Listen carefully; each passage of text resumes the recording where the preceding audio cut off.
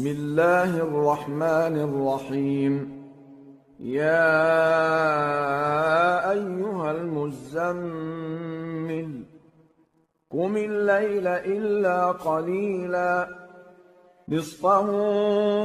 أو انقص منه قليلا أو زد عليه ورتل القرآن ترتيلا إنا سنلقي عليك قولا ثقيلا إن ناشئة الليل هي أشد وطئا وأقوم قيلا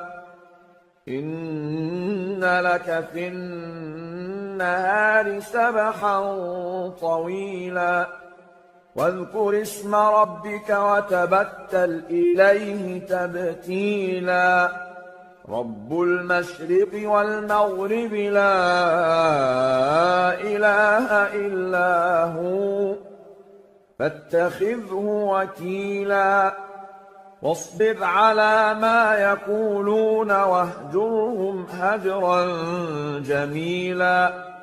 وذرني والمكذبين أولي النعمة ومهلهم قليلا إن لدينا أنكالا وجحيما وطعاما ذا غصة وعذابا أليما يوم ترجف الأرض والجبال وكانت الجبال كثيبا مهيلا إنا أرسلنا إليكم رسولا شاهدا عليكم كما أرسلنا إلى فرعون رسولا فعصى فرعون الرسول فأخذناه أخذا وبيلا فكيف تتقون إن كفرتم يوما يجعل الولدان شيبا السماء منفطر به كان وعده مفعولا إن هذه تذكرة فمن شاء اتخذ إلى ربه سبيلا إن ربك يعلم أنك تقوم أدنى من ثلثي الليل ونصفه وثلثه وطائفة من الذين معك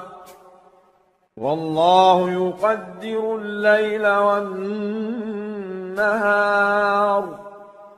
علم أن لن تحصوه فتاب عليكم فاقرؤوا ما تيسر من القرآن علم أن سيكون منكم مرضى وآخرون يضربون في الأرض يبتغون من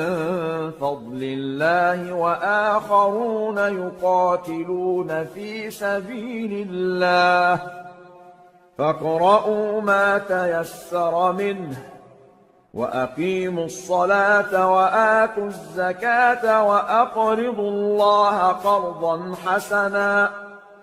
وما تقدموا لأنفسكم من خير تجدوه عند الله هو خيرا وأعظم أجرا واستغفروا الله إن الله غفور رحيم.